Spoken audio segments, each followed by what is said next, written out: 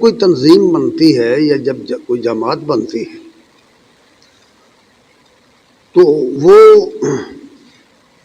اس طرح نہیں ہوتی کہ اس کا کوئی سربراہ نہ ہو، اس کا کوئی چلانے والا نہ ہو، اس کا کوئی رہنما نہ ہو، کوئی ہادی نہ ہو، کوئی اس کا امیر نہ ہو۔ اس حوالے سے اللہ تبارک تعالیٰ نے نبی کریم صلی اللہ علیہ وسلم کو وصیت رسول وصیت نبی جب بھیجا ہے تو وہ اپنی اس تنظیم کے، اپنی اس جماعت کے، امت کے اللہ ہی کی طرف سے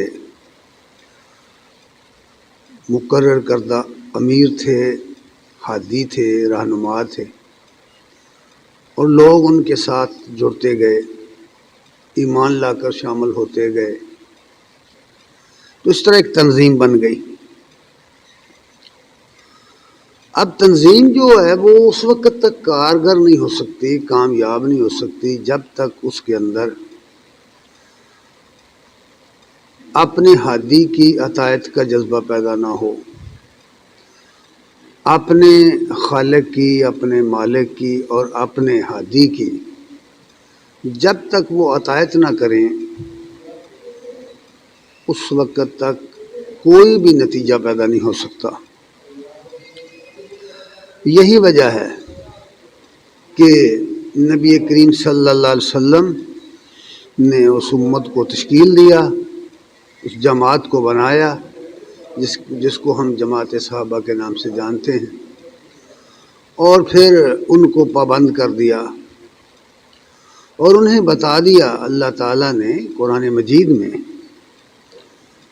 کہ اللہ تعالیٰ کو اگر تم خوش کرنا چاہتے ہو، راضی کرنا چاہتے ہو، اس کی رضا چاہتے ہو، تو تمہیں اس رسول کی اطاعت کرنا ہوگی، اس کے حکم کو ماننا ہوگا۔ اور حقیقت یہ ہے کہ اللہ تعالیٰ کی اطاعت ہو سکتی ہی نہیں، اللہ تعالیٰ کی رضا کا پتہ چل ہی نہیں سکتا۔ اللہ تبارک تعالیٰ کی منشا، اس کا مدعا کیا ہے، وہ بندوں سے کیا تقاضا کرتا ہے، اس کا قطعاً کوئی پتہ نہیں چل سکتا جب تک رسول کو درمیان میں نہ لائیں، جب تک رسول کی اطاعت نہ کی جائے۔ اس کی وجہ یہ ہے کہ جتنے احکام آئیں گے اللہ تعالیٰ اپنی خوشی کی اور اپنی ناخوشی کی جتنی باتیں بھی بتائے گا وہ نبی کو بتائے گا اور علم وحی کے ذریعے بتائے گا۔ نبی کے سوا، رسول کے سوا کوئی شخص ایسا نہیں ہوتا جس کا ربط اللہ تعالیٰ کے ساتھ ربط بالوحی ہو سکے۔ یہی وجہ ہے کہ رسول کی اطاعت کو لازم ٹھہرا دیا گیا ہے۔ جو شخص رسول کا مطیع نہیں ہے، رسول کی اطاعت سے جو شخص نکل گیا وہ اسلام سے خارج ہو گیا، وہ مسلمان نہیں رہ سکتا،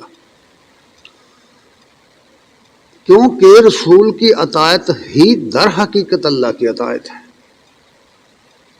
اسی لیے سورہ نساء آیت 80 میں یہ بات فرما دی گئی ہے، من یطع الرسول فقد اطاع اللہ، جس نے رسول کی اطاعت کی، فرما برداری کی، اس نے اللہ کی فرما برداری کی،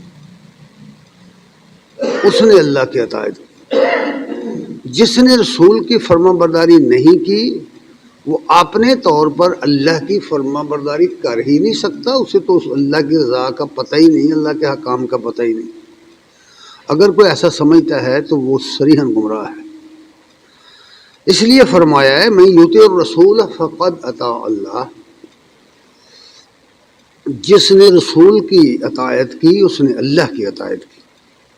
وہ من تولی، اور جو پھر گیا، جو اس بات سے پھر جائے، جو کہے کہ رسول کی کوئی ضرورت نہیں، بس ہمارے پاس اللہ کی کتاب موجود ہے، ہم اسے خود ہی پڑھ کر سمجھ سکتے ہیں، اس کے بارے میں کہا جو اس سے یعنی اطاعت رسول سے پھر گیا، تو پھر فرمایا کہ فما ارسلناک علیہم حفیظا، تو اے نبی ہم نے اس شخص کے متعلق آپ کو نگران نہیں بنایا، یعنی ہم اس سے خود نپٹیں گے۔ یہ بات بہت باریک ہے، سمجھنے والی ہے، اور آج کل اس زمانے میں کچھ زیادہ ہی اس بات کا چلن ہو گیا ہے کہ لوگ سمجھتے ہیں کہ رسول کی ضرورت نہیں ہے، کتاب دے گے رسول بس کافی، کتاب کو پڑھو اور جو سمجھ میں آئے کرو۔ ایسا نہیں ہے میرے بھائی، رسول کو درمیان سے نکال کر کوئی شخص نجات نہیں پا سکتا۔ اسی لیے اللہ تعالیٰ نے اپنے رسول کو پابند کر دیا، اور اللہ کے رسول نے کلمہ شہادت کو بنیاد بنایا اسلام کی۔ اسلام کی جو 5 بنا ہیں ان میں شہادت اسلام شہادت جو ہے اللہ کی الوہیت کی شہادت، رسول کی رسالت اور عبدیت کی شہادت، اس کو کلمہ شہادت میں رکھا ہوا ہے، اور نمازوں میں یہ رکھ دیا گیا ہے تاکہ لوگوں کو اس کا یہ ازبر ہو جائے اور لوگوں کو پتہ چل جائے کہ ہمارا عقیدہ کیا ہونا چاہیے۔ اشہد ان لا الہ الا اللہ اشہد ان محمد عبدہ ورسولہ، میں گواہی دیتا ہوں کہ اللہ کے سوا کوئی الہ نہیں، اور میں گواہی دیتا ہوں کہ محمد صلی اللہ علیہ وسلم اللہ کے رسول اور اللہ کے بندے ہیں۔ 3 پوائنٹ ہیں جو اس کلمے کے اندر بیان کیے، اس میں سے کسی ایک نقطے کا انکار کفر ہے۔ یہ بات ذہن نشین رہنی چاہیے۔ اس لیے فرمایا کہ اگر کوئی ومن تولى، اگر کوئی پھر جاتا ہے، کوئی نہیں مانتا، اس کو تو نہ مانے۔ ساتھ ہی کہہ دیا وما ارسلناک علیہم حفیظا، اے نبی ہم نے آپ کو ان کا داروغہ نہیں بنایا، ان پر نگران نہیں مقرر کیا، آپ کا کام ابلاغ ہے، آپ نے کر دیا۔ اور یہی بات نبی کریم صلی اللہ علیہ وسلم نے اپنی حدیث میں فرمائی ہوئی ہے۔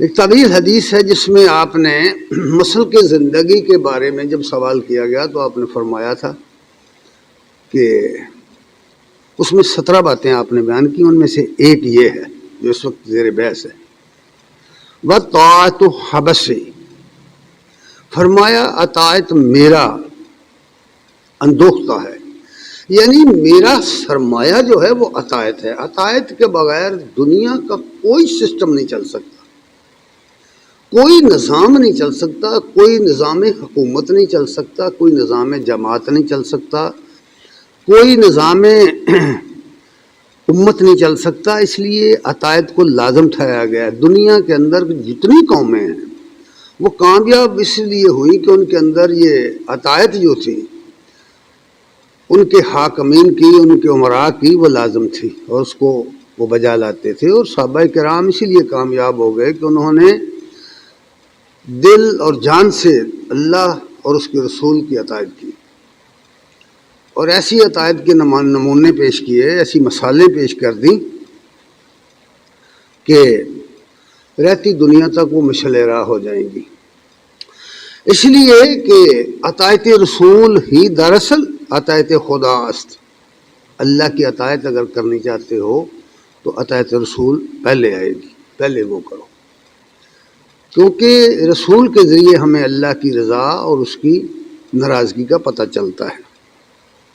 اور یہ بات دوسری جگہ اس طرح سمجھا دی ہے، سورہ المائدہ کی آیت نمبر 7 میں یہ بات فرمائی ہوئی ہے کہ جب تم مسلمان بنے ہو، جب تم نے کلمہ پڑھا ہے، جب تم نے اقرار کیا ہے اللہ کی وحدانیت کا اور محمد صلی اللہ علیہ وسلم کی رسالت و ابدیت کا۔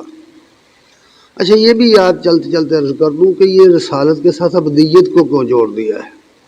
اس لیے کہ ہمیشہ ہمیشہ مسلمان کے سامنے یہ بات رہے کہ ہمیشہ جتنا شرک پیدا ہوا ہے وہ انہی لوگوں کی وجہ سے پیدا ہو گیا ہے جو دنیا میں رہنمائی کرنے آئے تھے، لوگوں کو شرک سے ہٹانے آئے تھے۔ جب وہ دنیا سے گزر گئے تو لوگوں نے انہی کو پوجنا شروع کر دیا۔ اس لیے یہ بات بتا دی کہ وہ صرف رسول ہی نہیں تھے، بندہ بھی تھے۔ یاد رہے کہ بندہ ہونے کی حیثیت سے وہ اللہ کے غلام تھے، اللہ کے فرمانبردار تھے، اللہ ہی کے محتاج تھے۔ تو جو راہ تو اس نے تمہیں دیا وہ راہ لو، یہ اصل بات۔ اس لیے یہ 3 پوائنٹ رکھے گئے۔ تو اس آیت میں فرمایا کہ جب تم نے اقرار کر لیا، اس کلمے کو پڑھ کے مسلمان ہو گئے ہو، اگر تم سمجھ گئے ہو ہمارے ہاں عمومی طور پر لوگ کلمہ پڑھتے ہیں لیکن اس کو سمجھتے نہیں ہیں کہ اس کا مطلب کیا ہے۔ اس لیے اس آیت میں فرمایا وَاذْكُرُوا نِعْمَتَ اللَّهِ عَلَيْكُمْ، یاد کرو اللہ تعالیٰ کے اس انعام کو جو اس نے تم پر کیا ہے۔ یہ ایمان اور اسلام یہ اللہ تعالیٰ کا انعام ہے، بہت بڑا انعام۔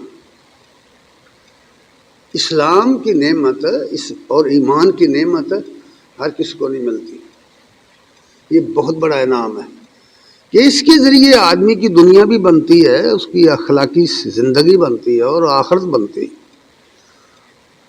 دنیا کی کوئی چیز اور ایسی نہیں ہے جو آدمی کو فلاح نصیب کر دے، وہ صرف ایمان اور عمل ہے، ایمان اور اسلام ہے۔ اس لیے اس کو سمجھنا ضروری ہو گیا۔ فرمایا یہ اس نعمت کو یاد کرو، اس انعام کو یاد کرو جو اس نے تم پر کیا ہے۔ وَمِيثَاقَهُ الَّذِي وَاثَقَكُم بِهِ، اور اس اپنے عہد کو یاد کرو جو اس نے تم نے اس کے ساتھ کیا۔ تو گویا جو شخص کلمہ پڑھتا ہے وہ اپنے اللہ کے ساتھ یہ عہد کرتا ہے، یہ معاہدہ ہوتا ہے۔ معاہدے کو توڑنے والا معاہدہ توڑنے کی سزا سے نہیں بچے گا۔ اس لیے فرمایا وَمِيثَاقَهُ الَّذِي وَاثَقَكُم بِهِ، اور اپنے اس میثاق کو، اس عہد کو بھی یاد کرو نا جو اس کے ساتھ تم نے کیا ہے۔ اِذْ قُلْتُمْ سَمِعْنَا وَأَطَعْنَا، جب تم نے کہا تھا کہ ہم سنیں گے اور ہم مانیں گے، اطاعت بھی کریں گے اور سنیں گے بھی، یعنی پیغمبر علیہ السلام کی بات کو سنیں گے بھی کان لگا کر اور پھر اطاعت بھی کریں گے۔ اس کی مثالیں بہت زیادہ ہیں، یہاں تک کہ اگر کوئی آدمی نماز پڑھ رہا ہو اور نبی صلی اللہ علیہ وسلم مسجد میں آ جائیں اور اسے بلائیں تو اسے نماز توڑ کر مسجد خدمت میں حاضر ہونے کا حکم ہے۔ اس سے آپ اندازہ کر سکتے ہیں اس اطاعت اور سننے کا کہ نبی صلی اللہ علیہ وسلم کی اطاعت کو کس طرح اللہ تعالیٰ نے پابند کیا ہے مسلمانوں کو۔ وَاتَّقُوا اللَّهَ، اور اللہ تعالیٰ سے ڈرو، اللہ کی نافرمانی سے بچتے رہو۔ ان اللہ علیم بذات الصدور، اللہ تعالیٰ دلوں کی باتیں جانتا ہے، دلوں کے راز جانتا ہے۔ ظاہری طور پر ہم جو کچھ کرتے ہیں یہ ظاہری اعمال ہمارے جو ہیں، ہم لوگوں کو دکھلاوے کے لیے اچھے اچھے عمل کر سکتے ہیں، لوگوں کو خوش کرنے کے لیے اچھے اچھے کام کر سکتے ہیں، لیکن کوئی شخص دل پر مطلع نہیں ہو سکتا میرے دل میں کیا ہے اور کسی دوسرے شخص کے دل میں کیا ہے، کوئی نہیں جانتا، صرف اللہ جانتا ہے۔ یعنی اگر کسی شخص نے اوپر سے یہ اطاعت کی ہے، اوپر سے سنا ہے، اندر سے نہیں سنا، اندر سے اس کی یہ بات نہیں ہے تو نفاق ہے، اس کو عقیدہ نفاق کہتے ہیں۔ اور اگر اس نے سن کر نہ سنی کی ہے، سنی انسنی کی ہے، بس ایک حال کیا ٹھیک ہے، سنی انسنی، اس کو بے عملی کہتے ہیں، یہ فسق ہے شریعت کی زبان میں۔ اس لیے خبردار کیا کہ اللہ اور اس کے رسول کے ساتھ تم یہ نہیں کر سکتے، جو کچھ تم نے کرنا ہے دل سے بھی کرنا ہے، جو کچھ ظاہر کر رہے ہو اس باطن کے اندر بھی وہی ہونا چاہیے۔ اس لیے فرمایا کہ ان اللہ علیم بذات الصدور۔ اور پھر دو کیٹیگریاں بیان کی ہیں اللہ تعالیٰ نے نا اپنے رسول کے سامنے، دو گروہ بیان کر دیے کہ دو قسم کے لوگ ہیں۔ اس زمانے میں بھی تھے جب رسول اللہ صلی اللہ علیہ وسلم موجود تھے دنیا میں، اور آج بھی ہیں اور آئندہ بھی رہیں گے، قیامت تک رہیں گے اس طرح کے لوگ۔ اور یہ جو ہے نا ہم کلمہ پڑھ کے سمجھتے ہیں کہ بس بیڑا پار ہو گیا، اس طرح کی بات نہیں ہے۔ عمل کے بغیر کوئی بات نہیں، عمل کے سے زندگی بنتی ہے، جنت بھی جہنم۔ تو اس لیے دو گروہوں کا ذکر بھی کیا۔ سورہ نور کی آیت 47 تا 50 میں ایک گروہ کا ذکر ہے۔ اللہ تعالیٰ نے نشاندہی کرتے ہوئے فرمایا وَيَقُولُونَ آمَنَّا بِاللَّهِ وَبِالرَّسُولِ، کہنے کو تو کہتے ہیں کہ ہم اللہ اور رسول کو مانتے ہیں، کہتے ہیں کہ ہم اللہ اور رسول کو مانتے ہیں، وَأَطَعْنَا، اور ہم اطاعت بھی کریں گے، یہ وعدہ کرتے ہیں ہم مانیں گے، اطاعت کریں گے، لیکن عملاً کیا کرتے ہیں؟ ثم یتولی فریق منہم من بعد ذلک، اس اقرار کے بعد، اس اقرار کے لوگوں کے سامنے یہ اقرار کیا، اس اقرار کے بعد ایک گروہ ان میں سے الٹا پھر جاتا ہے، یعنی بے عملی کا مظاہرہ کرتا ہے، سنی انسنی کرتا ہے، عمل نہیں کرتا، کہنا نہیں مانتا، مانوا نہیں کرتا ہے، اپنی مرضی کرتا ہے۔ یہ صاف کھول کر بیان کر دیا، ایک گروہ ہے، اور اس زمانے میں بھی تھا، آج بھی ہے، اور ساتھ صاف کہہ دیا وما اولئک بالمؤمنین، یہ ایمان والے لوگ نہیں ہیں۔ حالانکہ وہ کہہ رہے ہیں کہ آمنا باللہ و بالرسول واطعنا، اقرار کیا کر رہے ہیں؟ لوگوں کے سامنے کہہ رہے ہیں کہ ہم اللہ کو بھی مانتے ہیں، رسول کو بھی مانتے ہیں، اور اطاعت بھی کرتے ہیں، کیونکہ عمل کے ساتھ مظاہرہ نہیں کرتے، سنی انسنی کرتے ہیں، اطاعت نہیں کرتے، بات نہیں مانتے، حکم نہیں مانتے۔ اس لیے اللہ تعالیٰ نے کہا وما اولئک بالمؤمنین، یہ مسلمان نہیں ہیں، مومن نہیں ہیں، ایمان والے لوگ یہ نہیں ہیں۔ علت یہ بیان کر دی کہ وَإِذَا دُعُوا إِلَى اللَّهِ، کہ جب ان کو اللہ کی طرف وَرَسُولِهِ، وَإِذَا دُعُوا إِلَى اللَّهِ وَرَسُولِهِ، جب ان کو اللہ اور رسول کی طرف بلایا جاتا ہے۔ غور طلب باتیں ہیں، یہ گہری نظر سے اس کو پڑھیے، سنیے توجہ کے ساتھ، کہ جب یہ اللہ اور اس کے رسول کی طرف بلائے جاتے ہیں، یہ صرف اللہ کی طرف نہیں، اللہ اور اس کے رسول کی طرف بلائے جاتے ہیں، لِيَحْكُمَ بَيْنَهُمْ، تاکہ رسول ان کے درمیان فیصلہ کرے، ان کے معاملات کا فیصلہ کرے۔ انسانوں کا واسطہ رسول سے ہے، اللہ ہم نے نہیں دیکھا، ہمیں اللہ کے بارے میں جو کچھ معلوم ہوا ہے رسول کے ذریعے معلوم ہوا ہے۔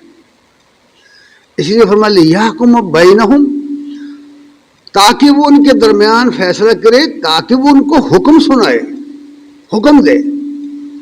ہوتا کیا ہے اِذَا فَرِيقٌ مِّنْهُمْ مُعْرِضُونَ، تو تم دیکھتے ہو کہ ناگہانی طور پر، یعنی اچانک ہوتا یہ ہے کہ منہ پھیر کر چلے جاتے ہیں، رخ پھیر لیتے ہیں، نہیں مانتے، بہانہ بنا گئے، کوئی نہ کوئی بہانہ بنا لیا، کوئی نہ کوئی سبب بن گیا، منہ پھیر لیتے ہیں۔ اور یہ کہا کہ ان کا وصف ہے یہ کہ منہ پھیر جاتے ہیں، جب دیکھا کہ ہمارے مفاد کے خلاف ہے کوئی بات، بس منہ پھیر گئے۔ یہ بات ہے جو یہاں سمجھائی گئی ہے۔ اور پھر اگر کوئی فائدہ ہوا، پھر اللہ نے فرمایا کہ ایک اور علامت بھی ہے ان کی، کہ اگر ان کو کوئی فائدہ ہوتا ہے تو یہ لبیک کہیں گے، فوراً لبیک کہیں گے۔ اللہ فرماتے ہیں وَإِن يَكُن لَّهُمُ الْحَقُّ، اگر انہیں کوئی ملتا ہو، کوئی حق پہنچتا ہو، ملتا ہو، یاتوا الیہ مذعنین، فوراً سر جھکائے آپ کی طرف بھاگے چلے آئیں۔ یہ قرآن مجید کی جو آیات ہیں نا، یہ ہمیں اپنے بارے میں ان کو اپنے اوپر اپلائی کر کے دیکھنا چاہیے کہ دین کے معاملات میں ہم لوگ کیا کر رہے ہیں۔ کیا واقعی قرآن مجید کے یہ تقاضے جو بیان کر رہے ہیں قرآن ہم پورا کرتے ہیں اپنی زندگی میں دین کے حوالے سے؟ تو ایسا نہیں ہے۔ پھر یہ بتایا کہ یہ ایسا کیوں کرتے ہیں، یہ بتایا۔ قرآن مجید اللہ کی کتاب ہے، اللہ کے بندوں کے بارے میں سب کو جانتا ہے نا، اس لیے فرمایا اس کے 2-3 اسباب ہیں۔ افی قلوبہم مرض، یا تو ان کے دلوں میں کھوٹ ہے جو چھپایا ہوئے لوگوں سے انہوں نے۔ ظاہراً یہ آمنا باللہ و بالرسول کہتے ہیں، واطعنا کہتے ہیں، لیکن اندر سے یہ ارادہ نہیں ان کا، اندر سے یہ عطایت کی بات ان کے اندر بیٹھی ہوئی نہیں ہے، لہذا یہ کھوٹ ہے۔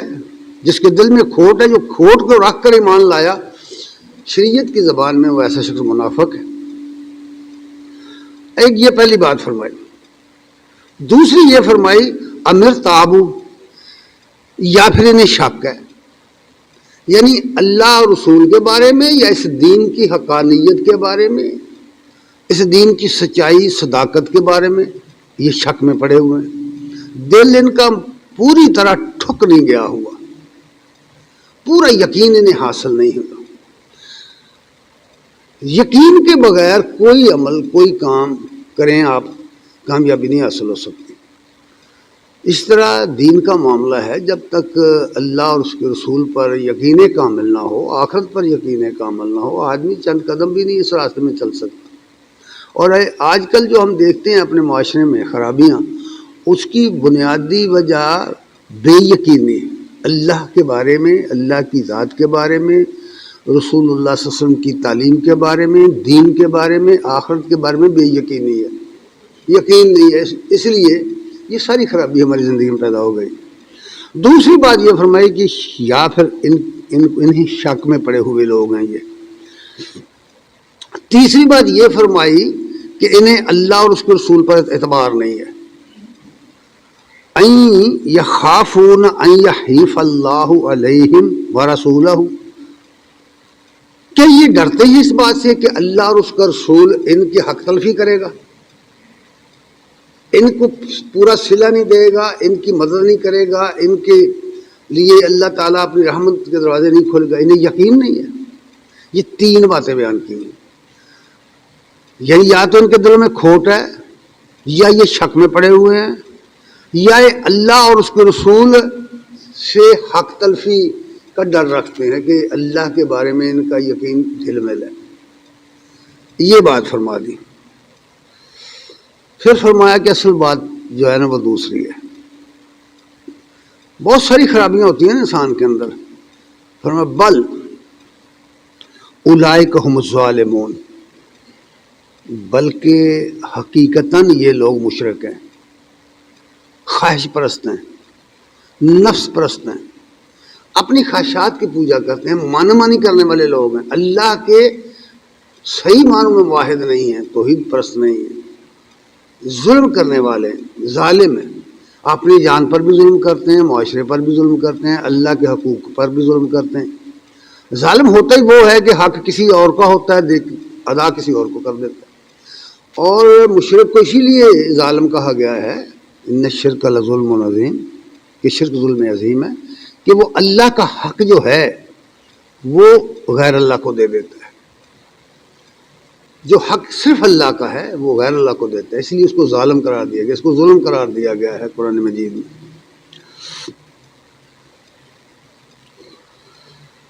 اس کے بعد پھر دوسری بات ارشاد فرمائی، یہ اس طرح کی قرآن مجید میں بے شمار آیات ہیں، اگر ان کو جمع کریں تو پوری ایک کتاب بن جاتی ہے ایسے لوگوں کی جو نشانیاں بیان کی گئی ہیں، علامات بیان کی گئی ہیں اور جا بجا بیان کی گئی ہیں، اور بڑی علامت ان کی یہ بیان کی گئی کہ جھوٹ بولتے رہتے ہیں، جھوٹ بولتے ہیں، اللہ کو بھی سامنے جھوٹ بولنے سے گریز نہیں کرتے۔ اور آج کل تو معاشرے میں جھوٹ کا چلنا عام ہے، اتنا عام ہو گیا ہے، اتنا عام ہو گیا ہے۔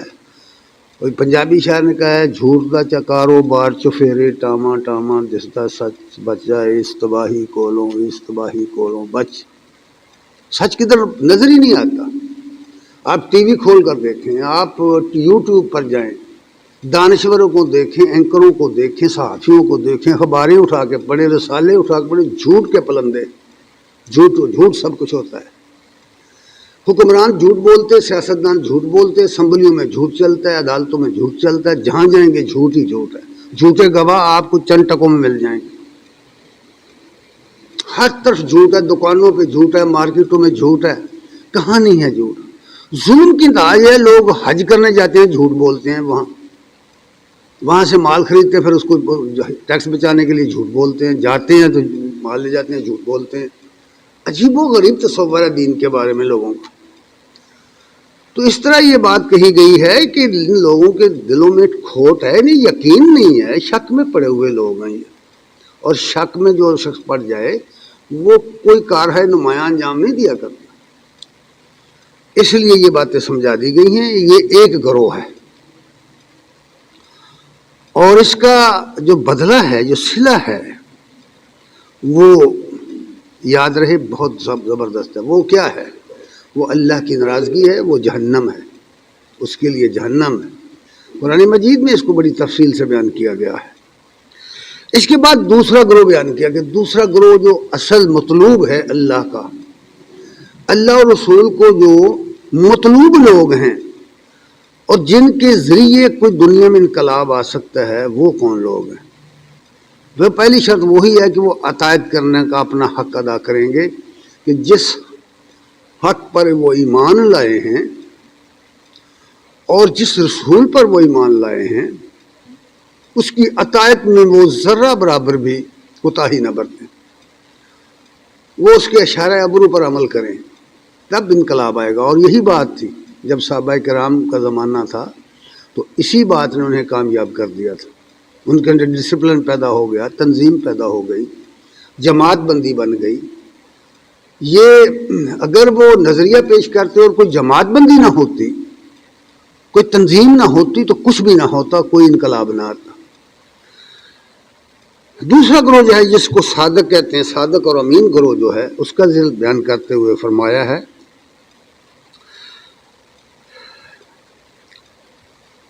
کہ انما کان قول المؤمنین اذا دعوا الی اللہ ورسولہ، بھی مومن بس مومن وہ لوگ ہیں کہ جب انہیں اللہ اور اس کے رسول کی طرف بلایا جائے، اللہ رسول کی طرف دعوت دی جائے، آؤ بھائی اللہ اور اس کے رسول کی بات سنو، یہ دعوت دی جائے، لِیَحْکُمَ بَیْنَہُم، تاکہ وہ تمہیں ایک حکم سنائیں، ایک فیصلہ کریں، تمہارے معاملات زندگی میں فیصلہ کریں، اس کے لیے بلایا جائے، تو فرمایا کہ اَن یَقُولُوا سَمِعْنَا وَأَطَعْنَا، ان کا قول یہ ہوتا ہے کہ ہم نے سنا اور ہم نے اطاعت کی، سر تسلیم خم کیا، اطاعت کے راستے پر آ گئے اور سنا کان لگا کر۔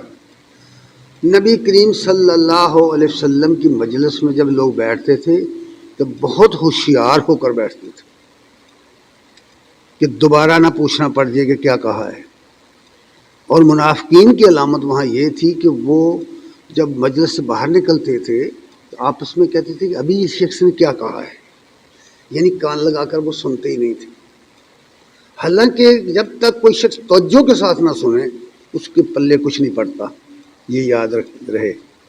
اللہ تعالیٰ نے تو اپنے نبی کو بھی کہا تھا فَاسْتَمِعْ لِمَا یُوحَىٰ إِلَیْکَ، اے موسیٰ جو وحی تیری طرف کی جا رہی ہے کان لگا کر سن، پوری توجہ سے سن، کیونکہ توجہ کے بغیر کوئی آدمی حاصل کچھ نہیں کر سکتا۔ اس لیے فرمایا کہ مومن وہ لوگ ہیں جب انہیں دعوت اللہ اور اس کے رسول کی طرف دی جاتی ہے، بلایا جاتا ہے تاکہ وہ ان کے درمیان فیصلہ کرے، حکم سنائے ان کو، تو وہ کہتے ہیں ہم نے سنا اور اطاعت کی۔ وَأُولَٰئِکَ هُمُ الْمُفْلِحُونَ، اور یہی لوگ ہیں جو فلاح یاب ہوں گے۔ فلاح کا دائرہ بہت وسیع ہے، اس دنیا میں بھی کامیاب ہو گئے، آخرت میں بھی کامیاب ہوں گے۔ اور پھر اس کے لیے 4 علامتیں بیان کر دیں، 4 علامتیں بیان کی ہیں، 4 صفات بیان کر دیں تاکہ پتہ چلے دنیا کے اندر کون ہیں وہ لوگ، نشان لگا دیا ہے اللہ تعالیٰ نے۔ یہ سورہ نور کی آیات ہیں جو میں پڑھ رہا ہوں۔ یہ 4 چیزیں جو ہیں ان کو پر غور کرو، اور یہ چیزیں اس طرح بیان کی گئی ہیں کہ ہر شخص خود اپنے بارے میں دیکھے کہ کیا یہ اوصاف میرے اندر ہیں کہ نہیں ہیں۔ دنیا کو ڈھونڈنا چھوڑ دو، دنیا کی جاسوسی چھوڑ دو، دنیا کے پیچھے بھاگنا چھوڑ دو۔ جو شخص لوگوں کو دیکھتا رہے گا کہ اس کے اندر یہ عیب ہے، اس کے اندر یہ ثواب ہے، وہ کامیاب نہیں ہوتا۔ ہمیشہ کامیاب وہ لوگ ہوتے ہیں جو اپنے اندر دیکھتے ہیں، اپنے بارے میں، ان کی تنقید کا رخ اپنی طرف ہوتا ہے، وہ سب کچھ اپنے بارے میں سوچتے ہیں۔ تو یہاں بھی یہ بات اس لیے بیان کی گئی ہے تاکہ ہر شخص جان لے کہ وہ خود کیا ہے، وہ ان کیٹیگری میں آتا ہے یا نہیں آتا۔ یہ بات اس لیے بیان کی ہے کہ یہ جو صادق الایمان لوگ ہیں، یہ جو اطاعت کرنے والے لوگ، اللہ رسول کی اطاعت کرنے والے لوگ ہیں، ان کی علامتیں کیا ہیں؟ 4 علامتیں بیان کی۔ فرمایا من یطع اللہ ورسولہ، پہلی بات یہ ہے کہ وہ اللہ اور اس کے رسول کی اطاعت کرتے ہیں۔ اب یہ زندگی جو ہماری ہے یہ بہت وسیع ہے، اس کا دائرہ بڑا وسیع ہے۔ ہم نے اپنی حماقت کی وجہ سے یا اپنی بے علمی کی وجہ سے اپنی زندگی کو 2 خانوں میں تقسیم کیا ہوا ہے۔ ہم نے ایک کا نام رکھا ہے دنیاوی زندگی، دنیا داری کے کام، اور ایک کا نام رکھا ہے دینی زندگی، مذہبی زندگی۔ قرآن کے نقطہ نظر سے، اسلام کے نقطہ نظر سے 2 چیزیں نہیں ہیں۔ دین اور دنیا دو علیحدہ علیحدہ چیزیں نہیں ہیں. دنیا کو دین کے مطابق گزارنا، دین کے مطابق عمل کرنا، اپنے کاروبار کو دین کے مطابق ڈھالنا، اس کے سانچے میں ڈھال کر چلانا، یہی دین ہے. اسلام نے تو یہی سکھایا ہے کہ جو کچھ تم دنیا میں کرتے ہو تم اللہ رسول کی بتائے ہوئے شرائط و آداب کے مطابق کرو گے، اس کے قانون، اس کی شریعت کے مطابق کرو گے. خواہ تمہارا تعلق کسی بھی شعبہ زندگی کے ساتھ ہے، تجارت میں ہو تو تجارت اس طریقے سے کرو گے، عدالت میں ہو تو عدالت اس طریقے سے کرو گے، سیاست میں ہو تو سیاست اس طریقے سے کرو. تو اس لیے یہ باتیں فرما دی چار. پہلی بات یہ ہے کہ من یطع اللہ و رسول، پہلی یہ ہے کہ اللہ اور اس کے رسول کی اطاعت. اور اللہ رسول کی اطاعت جو ہے یہاں بار بار تو کہا گیا ان کنتم تحبون قل ان کنتم تحبون اللہ فاتبعونی، ان سے کہہ دو کہ اگر تم اللہ کو خوش کرنا چاہتے ہو، دوست رکھتے ہو، تو میرے قدموں پر قدم رکھ کے آؤ، میرے پیچھے آؤ، میرے پیچھے چلو، نقش قدم پر چلو. تو نقش قدم یہ تو نہیں ہے کہ آپ کاروبار کوئی اور کرتے تھے پھر دین کے کام اور کرتے تھے، اس طرح تو نہیں ہے. نبی کریم سے پوری زندگی ہمارے سامنے کھلی کتاب کی طرح ہے. دنیا میں کوئی شخص ایسا نہیں ہے، کوئی ایک لیڈر ایسا نہیں ہے جس کی زندگی اتنی نمایاں اس کے پیچھے آنے والوں کے لیے ہو جتنی نبی صلی اللہ علیہ وسلم کی ہے. آپ کی سیرت کا مطالعہ کریں، ایک ایک کام، آپ گھریلو کاموں سے لے کر کاروبار حیات تک اور جہانگیری کے اصولوں تک، ایک ایک کام آپ کا نظر آئے گا کہ آپ کیا کرتے تھے، گھر میں کیا کرتے تھے، میدانی جنگ میں کیا کرتے تھے، عدالت میں کیا کرتے تھے، مسجد میں کیا کرتے تھے، کس طرح کرتے تھے، لوگوں کا انصاف کس طرح کرتے تھے، عدالت کس طرح کا، سب کچھ بیان ہو گیا، بالکل نمایاں ہے. یہ پہلی چیز ہے اطاعت خدا اور رسول. اور کامیابی کوئی آدمی حاصل کر ہی نہیں سکتا، جیسے میں نے پہلے کہہ دیا کہ اگر وہ رسول اللہ صلی اللہ علیہ وسلم کی اطاعت نہیں کرتا تو اللہ کو راضی نہیں کر سکتا، اللہ کی اطاعت نہیں کر سکتا. اطاعت رسول کے ذریعے ہوگی. وہ دوسری بات فرمائی وَيَخْشَ اللَّهَ،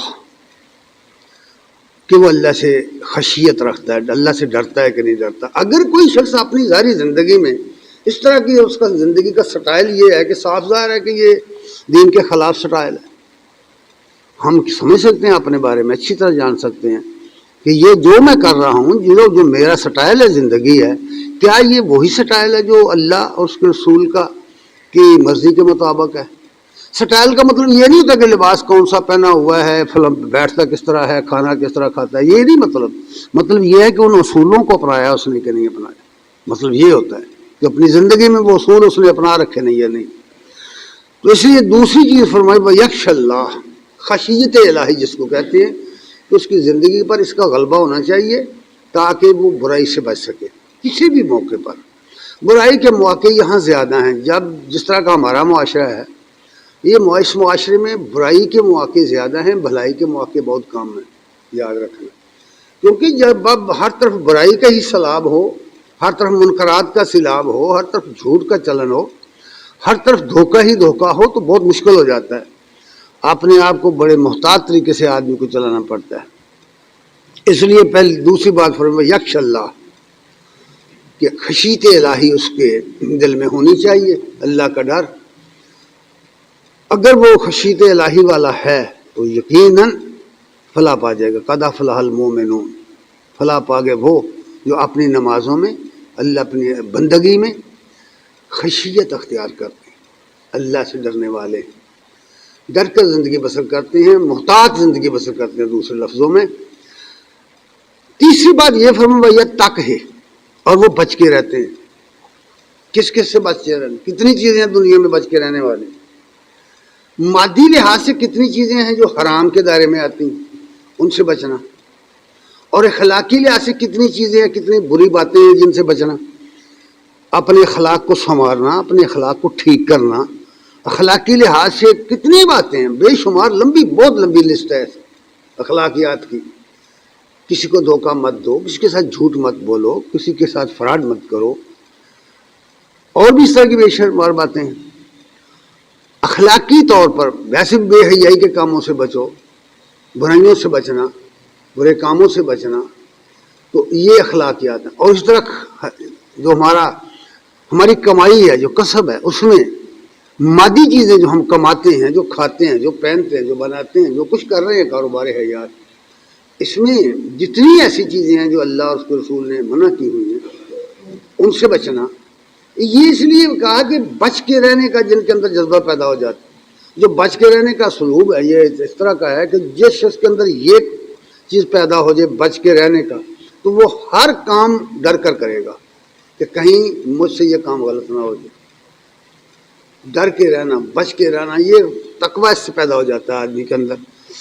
بندہ محتاط ہو جاتا ہے. کوئی ڈاکٹر اگر اس طرح کا ہو کہ اس کے دل میں یہ بات اتر جائے، ممکن ہی نہیں ہے کہ وہ غلط رہنمائی کرے، غلط فیس لے، غلط دوائی کے پیسے لے، ہو ہی نہیں سکتا. بس اس طرح کو یوں سمجھ لیجیے کہ دل کے اندر اللہ کے ڈر کی چوکی ہے جو بیٹھ گئی، اور انسان کو اللہ نے کچھ اس طرح کا بنا دیا ہے کہ اگر یہ برائی کرنے پر آئے تو دنیا کی کوئی پاور ایسی نہیں جو اس کو روک دے.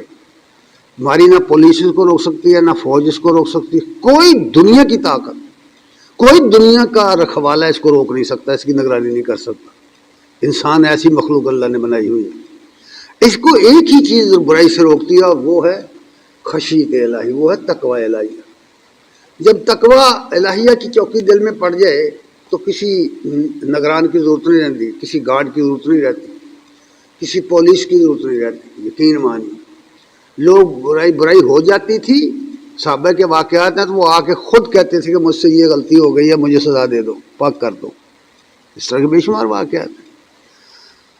اس حوالے سے فرمایا بھیا تک ہے کہ وہ بچ کے اپنے آپ کو بچا کے رکھتے ہیں. کن کن چیزوں سے؟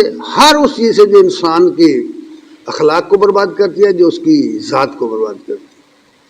اخلاقیات کے لحاظ سے بھی، جسمانی لحاظ سے بھی بچ کے رہتے ہیں ان چیزوں سے. ان کے بارے میں فرمایا فاولئک هم الفائزون، یہ لوگ ہیں کامیاب لوگ، کامیاب زندگی گزارنے والے لوگ یہ ہیں. اس دنیا میں جس طرح کی زندگی بنائے گا، کوئی اپنی شخصیت بنائے گا، کل قیامت کے دن بھی اسی شخصیت کا پرتاؤ آئے گا. قیامت کے دن بھی اسی کا حی اللہ آئے گا. بالکل وہی شخصیت اسی شخصیت کے ساتھ اٹھے گا قیامت کے دن. تو اس لیے فرمایا پھر نبی کریم صلی اللہ علیہ وسلم نے، جیسا کہ میں نے پہلے وہ ٹکڑا پڑھا ہے کہ آپ صلی اللہ علیہ وسلم نے فرمایا ہے کہ یہ جو عطایت ہے یہ میرا دوست ہے، میرا سرمایہ ہی عطایت ہے. یعنی عطایت الہی، اللہ کی عطایت کرنا، فرمایا یہ میرا سرمایہ ہے. اس حدیث میں یہ فرمایا. اور دوسری حدیث میں فرمایا، حدیث بڑی طویل ہے، وہ اس کا ایک ٹکڑا ہے جو میں نے نقل کیا ہے مشکات سے. فرمایا ومن عصا محمدن ومن اطاع محمدن، لوگوں کو خبردار کرتے فرمایا جس نے محمد صلی اللہ علیہ وسلم کی اطاعت کی، فقد اطاع اللہ، اس نے اللہ کی اطاعت کر لی. اللہ کی اطاعت محمد رسول اللہ کے ذریعے ہوئی ہے، کیونکہ اللہ کی خوشنودی اور ناخوشی نبی صلی اللہ علیہ وسلم کے ذریعے پتہ چلا ہمیں. یہ قرآن مجید جو ہے، یہ پوری کتاب جو ہے، کتنی بڑی ضخیم کتاب ہے، اس میں اللہ نے اپنی مرضی بیان کر دی، اللہ نے اپنی منشا کو بیان کر دیا ہے، اپنے مدعا کو بیان کر دیا اس میں. اور یہ محمد رسول اللہ صلی اللہ علیہ وسلم پر اس کو نازل کیا ہے. اور ہمیں جو ملا ہے یہ قرآن تو محمد صلی اللہ علیہ وسلم سے ملا ہے. اس لیے ہمارے اوپر یہ بات لازم ہو گئی کہ ہم محمد صلی اللہ علیہ وسلم اللہ کے رسول کی اطاعت کریں، جو کچھ وہ کہتے ہیں اس کو مانیں. اور کہہ دیا کہ جس نے آپ کی اطاعت کر لی وہ اللہ کی اطاعت پا گیا. ساتھ ہی فرمایا ومن عصا محمدن، اور جس نے محمد صلی اللہ علیہ وسلم کی نافرمانی کی، فقد عصا اللہ، اس نے اللہ کی نافرمانی کی. گویا محمد صلی اللہ علیہ وسلم اور اللہ تعالیٰ کی اطاعت اور محمد صلی اللہ علیہ وسلم کی اطاعت کو جدا نہیں آپ کر سکتے.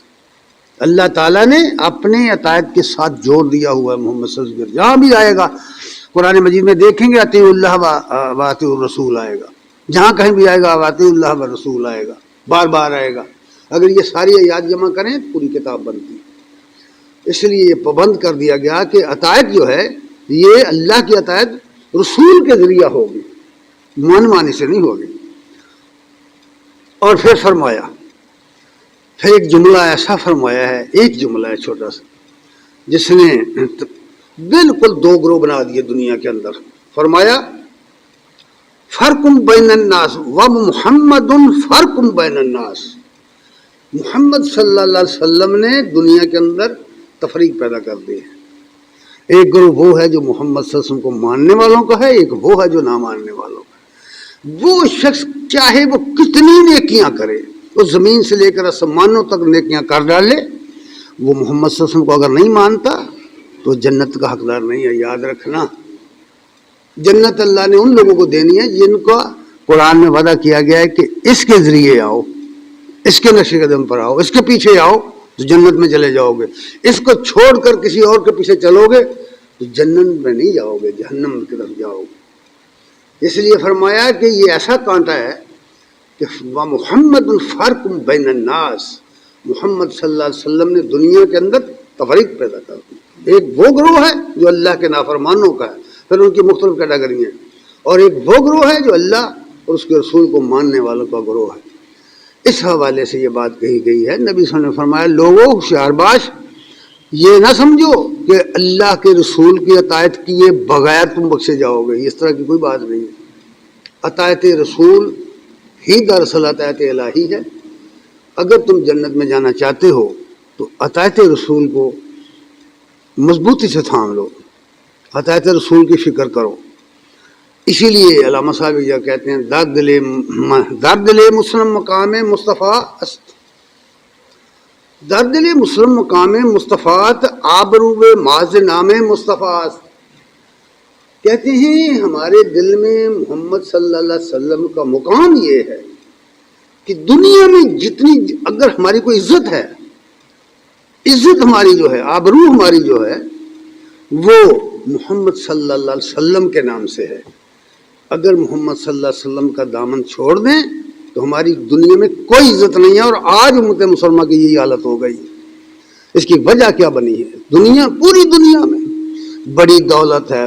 یہ دولت کسی کام کی نہیں ہوتی، کچھ کام نہیں آتی. کیا ہے دولت؟ کس نے ساتھ لے جانا ہے اس کو؟ پوری دنیا میں 57 آزاد ریاستیں ہیں مسلمانوں کی، لیکن ہر جگہ پٹائی ہو رہی ہے ان کی، جوتے پڑ رہے ہیں ان لوگوں کو. اس کی وجہ کیا ہے؟